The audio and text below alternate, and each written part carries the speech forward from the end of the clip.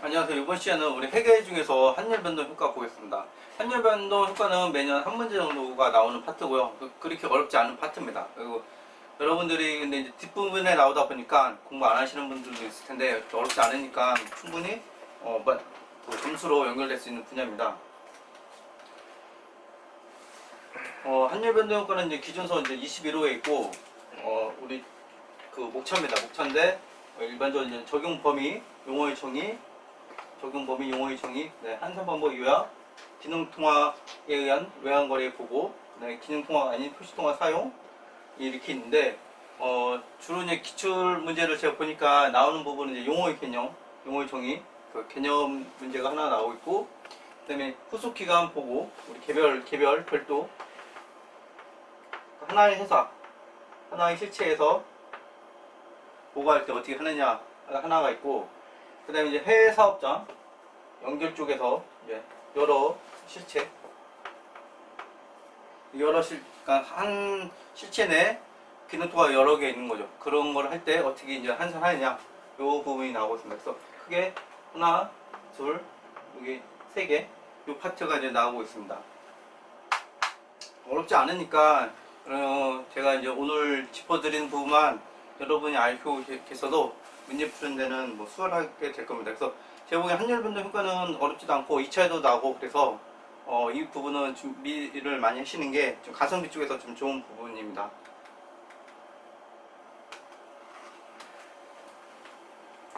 이 적용 범위는 우리가 이제 환율 변동 효과이기 때문에 이제 환율이 실제로 이제 외화 거래, 외화 자산 부채 이쪽에 다 영향을 주는다고 이제 보시면 될 것 같고, 근데 우리가 이제 기준서 중에 보면 이제 이런 식으로 이제 기준서 중에 이제 우리 금융상품 쪽 외화 파생상품 거래와 잔액을 제외한다. 이런 쪽은 제외한다는 이유가 이제 구호 금융상품 쪽을 적용하는 겁니다. 그래서 일반적으로 다 하는데 특정 그 기준서에서 이제 그 정의를 하고 있으면 제외를 한다. 이 정도 아시면 될 것 같고, 근데 실제로 뭐 이쪽 부분은 많이 안 나오는 것 같습니다. 많이 안 나오고 있고. 용어를 보겠습니다. 용어는 이게 용어 정의가 어렵지 않은데 제가 보기에는 어렵지 않은데 이제 가끔 시험 문제 나오더라고요. 이게 왜 수험생 입장에서 어려운 건지 잘 모르겠는데 우리 기능 먼저 공정가치는 다른 공정가치 기준서에 있으니까 그쪽에서 다 나오는 타 기준서에서 나오는 용어 그대로 이제 쓴 겁니다. 보시면 1113호 공정가치 특징에 나오는 용어고, 기능통화는 쉽게 말해서 이제 우리가 회사들이 이제 기록을 할 거잖아요. 회사들마다 이제 ERP에 어떤 통화로 재무 거래를 기록할 것인가, 이거를 정합니다. 그러니까 이거를 흔히 실무에서는 얘를 이제 장부통화, 국이기 때문에 장부통화라고 부릅니다. 국통화고, 그렇기 때문에 얘를 이제 기능통화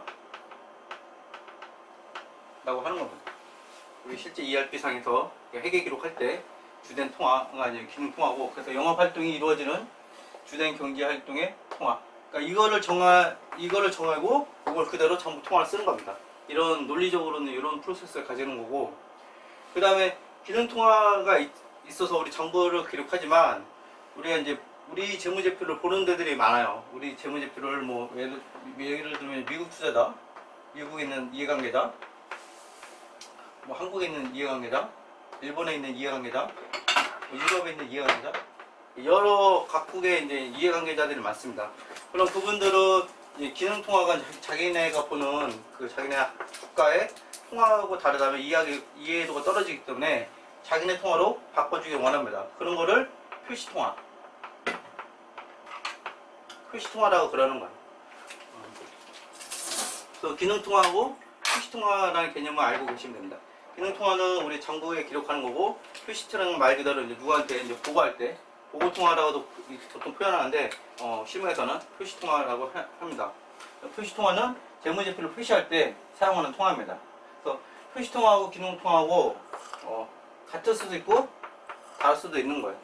이렇게 이제 알고 계시면 되고, 그다음에 마감 환율은 우리가 이제 우리 보고기만 보통 이제 기말 환율, 실무에서 기말 환율이라고 그러는데, 뭐 12월 31일로 끝나는 회계 기간이 끝난다. 그러면 10에 30일짜리 기간 환율을 말합니다.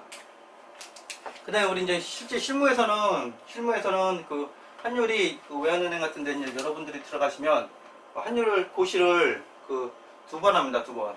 하루에 크게 이제 고시를 2번 하는데 최초가 있고 최종이 있습니다. 최종. 그런 기업들은 주로 어떤 거 쓰냐?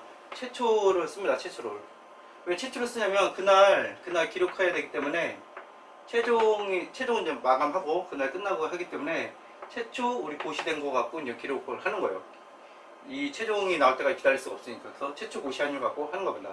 그래서 실제로 우리 이거 시험문이 안 나오지만 실무적으로는 최초 고시 환율 그 12월 31일자의 최초 고시 환율이 그 마감 환율이라고 보시면 됩니다. 마감 환율은 말 그대로 이제 보고 기간 말에 선물 환율을 말합니다. 연거시차는 우리 연결재무제표 기준서에 있는 그 개념으로 똑같습니다. 지배기업과 종속기업인 거고, 외화는 이제 기능통화 다른 거, 기능통화하고 다른 통화가 그 외화라고 보시면 됩니다. 그래서 약간 우리가 상식적으로 좀 그 우리나라 통화하고 그 다른 걸 외화라고 생각하시면 안 되는데 그건 이제 경제학적인 그런 개념이고, 우리 기업회계 입장에서는 우리가 이제 국가가 소속 국가가 한국인데 우리가 이 법인 내에 있는 한국인데 이제 법인 내에는 주로 이제 수출, 우리나라 기업들이 수출을 해야지 이제 성장할 수가 있기 때문에 수출이 주된 겁니다. 수출이 주된 건데 일단 제조업이고 뭐 그러면 이제 수입 원재료 같은 게 많은 거죠. 원재료가 많고 수입 원재료가 많으니까 그 KRW 구매보다도 USD 구매가 많은 거예요. 구매가 많고 수출도 대부분 신뢰도 있게 거래다 보니까 USD로 거래를 하는 거예요. 수출 자금 자체도 USD로 받고, 그럼 이 회사의 주된 거래 통화가 이제 거래 통화를 보니까 USD인 거예요. USD. 영화 활동이 이루어지는 주된 경제 환경, 우리 환경이 이제 USD인 거예요. 그럼 이 법인 A는 소속국가 한국인에도 불구하고 기능 통화는 USD가 되는 거예요. 실제로 이런 사례도 있습니다. USD가 있기 때문에 이 회사 입장에서는 그 USD가 외화가 아닌 거예요. 외화가 아닌 거고, KRW, 우리 자기가 이제 속한 한국의 그 통화 단위인 KRW, 얘가 외화가 되는 거예요. 이런 개념으로 이제 알고 계시면 됩니다. 그래서 기능 통화 이외의 다른 통화, 그래서 뭐 소속 국가 자기가 속한 국가가 아니라 이제 기능 통화 다른 거는 다 외화라고 보시면 됩니다. 그래서 이 기능 통화 개념만 명확히 알고 계시면 됩니다. 기능 통화하고 이제 국가하고는 전혀 관계가 없는 거예요. 그래서 그 환율이 이제 왔다 갔다 하는 우리 이제 그 대기업들의 이제 자회사 중에 이제 환율 변동이 심한 국가들이 많습니다. 환율 변동이 심한 국가에 이제 회사 자회사들이 있는 경우가 있는데, 그런 회사 같은 경우는 그 USD를 기능 통화로 삼습니다. 외환 차이는 보시면 이제 우리 환율 외화 자산 부채에서 나타난 그 차이를 말하는 거고, 환산할 때 생기는 거. 그 다음에 표시통화, 아까 말씀대로 우리 기능표가 다른 개념으로 표시할 때 표현하는 통화입니다. 표현하는 통화. 모든 통화 다 될 수 있어요. 그래서 내가 USD가 기능 통화지만 KRW도 보고할 수 있고, USD를 당연히 할 수 있고, 제1분 통화를 할 수 있고, 위안화도 할 수 있고, 유로도 할 수 있고, 다 가능합니다. 해외 사업장 같은 경우는 이제 그 국가 개념이 있는 거죠. 해외 국가에서 이제 다른 나라에 있는 그 사업에 있는 거를 다 해외 사업장이라고 보면 되고, 그다음에 해외 사업장에 대한 순투자 개념이 있습니다. 해외 사업장에 대한 순투자 개념은 뒤에 또 자세히 나올 텐데, 우리가 투자라면 보통 주식 이런 식으로 이제 우리가 알고 계신데, 이 주식보다 좀 넓은 범위로 보는 거예요. 뭐냐면 어떤 그 국가는 주식을 취득하는 게 용이하지 않아요. 주식을 취득하는 게 용이하지 않아서, 그러니까 대여금 형식으로 이제 자금 지원을 해주는 거예요. 대여금 형식으로 자금 지원을 해주는데, 대여금을 거의 뭐 회수할 생각이 없는 거죠. 지배기업에서. 그런 것들은 이제 순투자, 넓은 의미로 걔도 순투자로 보겠다. 그런 개념이 이제 포함된 겁니다. 그래서 순투자의 개념은 실제 투자 주식뿐만 아니라 투자 주식의 성격이 있는 것들 갖다 회수할 생각이 별로 없는 자금들은 대여금이라고 그 순투자 개념이 있는 겁니다. 이런 개념을 이제 알고 계시면 되고, 선물 환율은 우리 파생 상품 할 때도 이제 파생 상품 회계 아시는 분들 많이 아시겠지만 이제 현물 실제로 현물이 거래되는 현물이고, 그다음 합배성 항목은 실제로 이제 우리가 이제 그 보유하는 화폐 단위가 확정되었거나 결정 가능한 화폐 단위 수량으로 해소하거나 지급하는 자산 부채.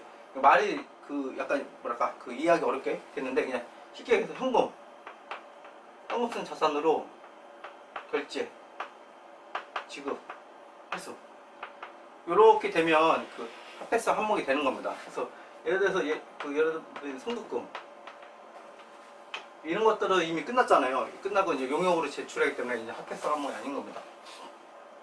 성급금은 처음에 내가 줄 때는 거고 그 이후에는 용역으로 하기 때문에 현금이 왔다 갔다 않기 때문에 현금금하고 선수금은 비합폐성이 되는 거예요.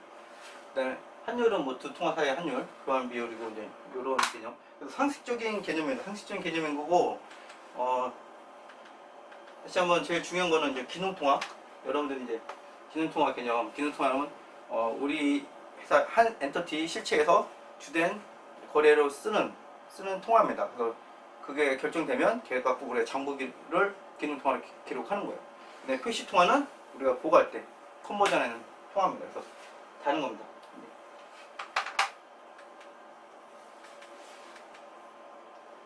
용어의 개념 중요하고, 그 다음에 용어의 개념 이제 추가적으로 기능통화. 기능통화가 뭐냐는 요즘은 별로 안 중요한 것 같아요. 우리가 이제 시험 목적으로는 기능통화를 어떻게 설정하냐 이거는 별로 안 중요한 것 같습니다. 이게 중요한 때는 우리 IFRS 처음 도입할 때 아니면 도입하는 회사 때 이제 되게 중요했어요. 처음에 이제 왜냐면 이제 기능통화가 주된 거래, 아까 제가 말씀드렸던 수입 그러니까 매입하고 매출 이런 걸로 보다 보니까 헤어너 같은 회사들 같은 건 모두 USD로 다 해야 되는 거 아니야? 뭐 이런 생각이 좀 많아가지고 도입할 때 엄청 이슈가 됐습니다. 뭐 지금은 이제 뭐 그 정도까지 안 해도 된다 이런 게 돼 있어서 대부분 회사들은 이제 KRW가 대부분이고, 일부 특수 이제 법인 같은 경우만 이제 국내 회사에도 불구하고 그 KRW가 아닌 경우가 있습니다. 그래서 이건 그래서 이제 처음에 IFRS 도입할 때 엄청 중요했었는데 지금은 뭐 그렇게 이제 이슈화되지 않고 있습니다. 그래서 기본적으로 이제 개념만 잡아드리고 이제 갈 겁니다. 기능통화는 아까 말씀드린 것처럼 일반적으로 영업 활동이 이루어지는 주된 경제 환경은 주로 현금을 창출하고 환경한다. 그러니까 이 경제 환경에 대해서 이제 얘기해 준 겁니다. 이거는 그 회사 입장, 법인 입장에서 그 엔터티 입장에서 보는 거예요. 기능통화를 결정할 때는 다음의 사항을 고려한다. 제한용역 공급가격에 주로 영향을 미치는 통화. 이게 주된 영업이기 때문에 제한을 공급한 용어를 제공하는 데 드는 노무원가, 재료원가, 그 밖에 영향을 미치는 통화. 그러니까 주된 사업을 하는데 얘네들이 거래하는 통화가 뭐냐, 이걸 보는 거예요. 그 다음에 기능통화 증거가 될 수 있다. 재무활동, 영업활동 이렇게 보면 기본적으로 좀 아시면 될 것 같습니다. 그 다음에 이건 해외사업장도 하는데, 오히려 이제 해외사업장이 국내는 대부분 우리나라 통화는 안정적으로 흘러가기 때문에 대부분 웬만하면 그냥 KRW, 세무상 문제도 있고 막 그래서. 근데 해외 같은 경우는 인플레이션 국가 이제 심한 국가가 있습니다. 이제 아르헨티나든지 남미라든지 이제 동남아시아 쪽에서 환율 변동이 좀 심한 국가가 있기 때문에 그런 그 회사들 같은 경우는 모기업에서 이제 그 USD 이런 식으로 거래를 많이 합니다. 환율 그 나라의 통화가 너무 이제 인플레이션이라든지 변동폭이 크기 때문에 그 모기업에서 만약에 이제 아르헨티나라든지 예를 든 겁니다. 뭐 이 회사들이 이제 이 국가들이 뭐 환율이 막 움직인다는 게 아니라 아르헨티나라든지 뭐 이제 이런 회사 이런 국가가 환율 변동이 심하다면 USD를 거래하게끔 하는 거예요. 그 회사한테. 그러면 아르헨티나에 있는 법인은 USD가 이제 기능 통화가 되는 겁니다. 이런 식으로 이제 보는 겁니다. 그래서 해외 사업장의 활동이 보고기업 활동의 일부로서 수행되는지 상당히 절대로 수행되는지, 보고기업의 거래가 해외 사업장 활동에서 차지하는 비중이 높은지 낮은지 이런 식으로 이제 봐서 해외 사업장의 기능 통화를 하는 겁니다. 그다음 이제 이 해외 사업장은 여러분들이 이제 이런 종속기업만 생각할 수가 있는데, 실제로 이제 지점 간기기업. 그래서 이제 한 회사 내에서 한 회사 A 회사 내에서도 이제 기능 통화가 두 개 이상이 될 수가 있어요. 요 정도만 알고 계시면 될 것 같아요. 여기 보시면 이제 사업장, 해외 사업장, 그러니까 이 회사에 해외 사업장이 있는 거예요. 해외 사업장. 해외 사업장이 있고, 그러니까 한국이라면 국내 사업장이 있는 거예요.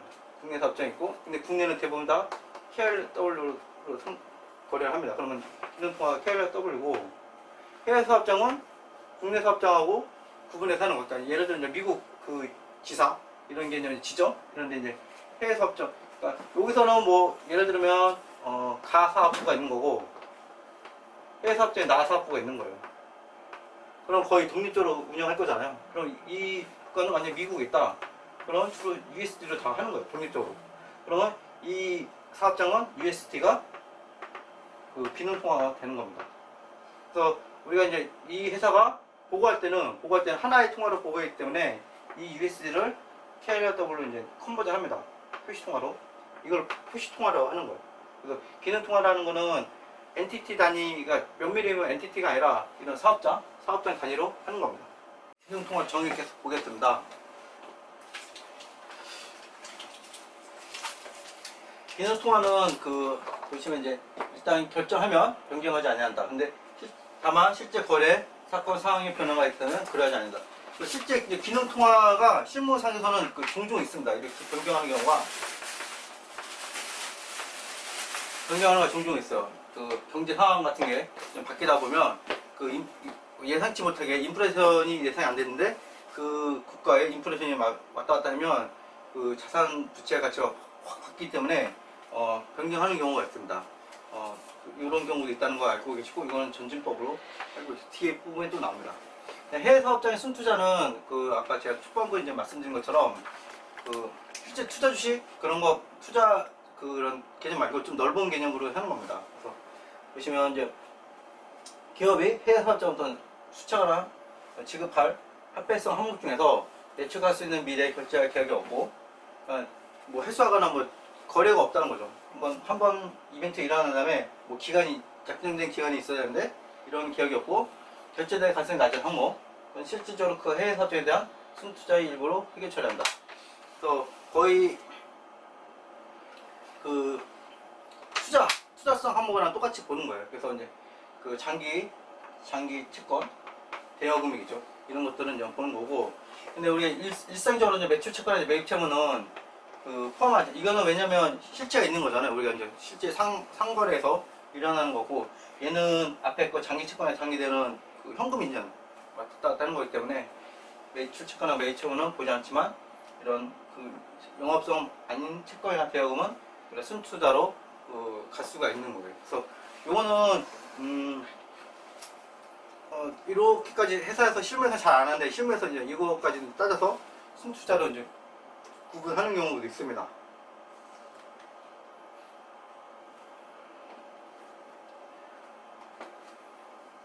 그다음에 합배성 항목이라는 건 앞에 말씀드린 것처럼 우리 현금이 왔다 갔다 해야 되는 거예요. 그러니까 미래에 현금성 자산이 이동하는 거. 그러니까 이제 합배성 항목으로 보는 거예요. 그래서 결정하는 합배 단위 수량으로 받을 권리나 지급할 이 얘기가 현금이 움직인다는 걸 얘기하는 거예요. 그러니까 뭐 어렵게 쓴 거예요. 기준서가 쉽게 우리가 쓰는 거 현금이 왔다 갔다 하면 다 합배성 항목이 되는 겁니다. 근데 이제 비합배성 항목은 그 현금이 왔다 갔다 당연히 않는 거 반대니까 않는 거라고 이제 보시면 될 것 같고, 화폐가 움직이지 않는 거예요. 화폐가 왔다 갔다 하는 게 아니라 아까 예를 들면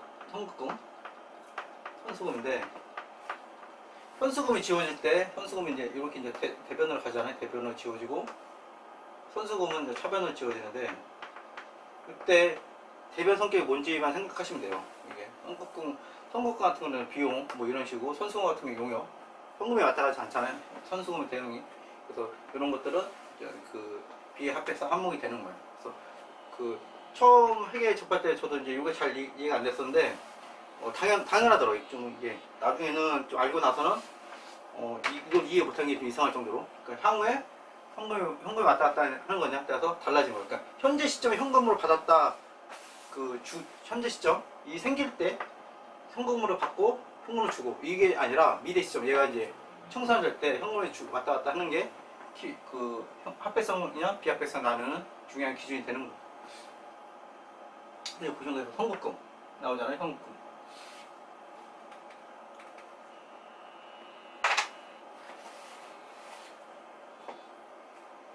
네, 한산 방법의 요약입니다. 한산 방법의 요약은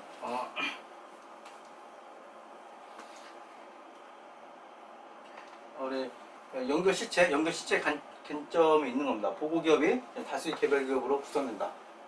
중소기업, 사업장도 아까 말한 것처럼 여러 사업장, 해외 사업장 있는 것도 이제 포함된 겁니다. 그래서 이럴 때는 어떻게 하냐? 우리가 이제 그 사업장이 있는데 자산이 있고 부채가 있고 자본이 있어요. 자본에는 이제 당기손이 있고 당기손이 외. 그다음에 이제 여기 밑에 수익이 있고 비용이 있죠.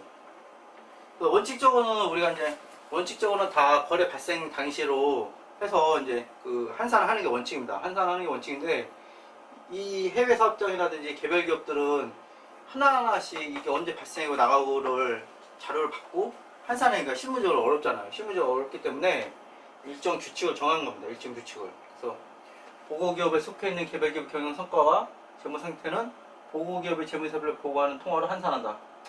이게 뭔 말이냐면 보고기업의 KRW로 우리가 보고한다. 우리 국내 기업들은 대부분 KRW니까 그럼 KRW를 환산하는 거예요.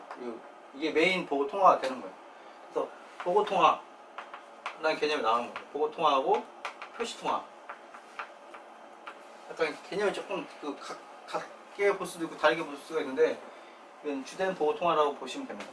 그래서 보고 기업은 어떤 통화든지 표시 통화로 사용할 수 있다. 이런 식으로 이제 비슷한 의미를 쓰는 거예요. 보고하는 통화, 표시하는 통화 거의 비슷한 의미를 쓰는 거예요. 그래서 그런 개념이 나오고 있고 그다음에 이제 보고할 때는 표시 통화, 기능 통화가 아닙니다. 그래서 표시 보고하는 거는 이제 기능 통화라는 개념을 쓰지 않고 표시 통화라는 개념을 쓰고 보고 통화라는 개념도 실무에서 씁니다. 요 멘트 때문에 보고 통화라도 많이 쓰고 기본적인 용어는 표시 통화입니다. 표시 통화.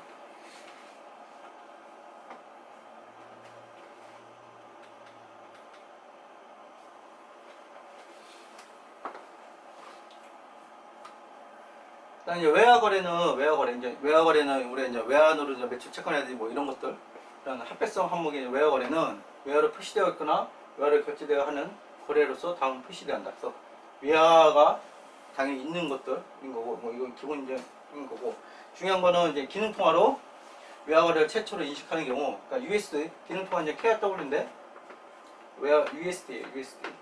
USD로 인식할 때 거래일이 3월 1일이다. 예를 들면 3월 1일에 외화 기능 통화 사이 현물 환율을 외화금에 적용한다. 그러니까 실제 거래일 갖고 하는 거예요. 실제 거래일 갖고 하는데 제가 아까 이제 실제 외환은행 가 보시면 최초 고시가 있고 최종 고시가 있어요. 최초 고시는 시작일 우리가 이제 외환 시장이 땡 하면 고시해 주는 거고 최종 고시는 외환 시장이 끝날 때 해주는 겁니다. 근데 실무적으로는 당연히 이제 그날 우리가 이제 회계기로 해야 때문에 최초 고시까지 쓰는 거예요. 최초 고시. 그래서 얘가 우리가 기말 환율이 되는 거예요. 이거 이제 실무적으로 문제니까 기본적으로 알고 계시면 되고 그래서 실제 거래일 이게 원칙인 겁니다. 거래일의 평균 환율을 우리가 이제 실제 적용하여 기록하는 겁니다. 거래일은 우리가 거래 인식 요건 최초로 출력하는 날 회계 인식일 이 거래일이 되는 거고 실제로 이제 ERP라든지 이런 회사들은 대부분 다 그 ERP 내 이제 일자별 그 환율을 다 갖고 있어요. 그러니까 외환이라든지 이런 그 로이터 환율이라든지 다 그 돈 주고 이제 그 인터페이스 해가지고 다 갖고 있고 그래서 그 거래일자 환율을 다 치고 있고 근데 뭐 ERP가 이제 그렇게 이제 막강하지 않거나 덜 시스템에 이제 의존하는 회사들 같은 경우는 이제 뭉쳐서 할 수가 있겠죠. 뭉쳐서 하면은 거래일자 환율을 그 하나하나씩 하기가 이제 어려우니까 보시면 이제 일주일이나 한 달 동안 발생하는 모든 거래에 대해서 해당 기간의 평균 환율을 사용할 수 있다. 이거는 실무적으로 이 일자별 환율을 적용하기 어려운 데는 허용해 주는 거예요. 그래서 원칙은 그 일자별로 하는 거고 평균 환율도 쓸 수 있다. 근데 평균 환율도 당연히 우리가 유의적으로 크게 변동하면 당연히 하지 않는다. 회계는 기본적으로 이제 변동이 크고 중요한 사건 그 금액 차이가 크다면 하지 마라. 이게 이제 기본 개념입니다.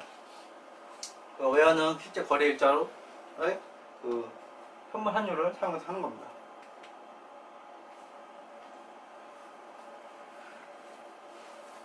근데 이제 보고 기간 말은 어떻게 되냐? 아까 이제 3월 1일 날 우리가 이제 거래를 인식했는데 3월 30일 날 분기 검토를 하는 거예요. 분기 말 보고를 할 때는 그 마감 합력 3월 30일 말일자니까 3월 30일 말일자로 그 환율을 하는 겁니다. 3월 30일 말일자 마감 환율을 쓰는 거고,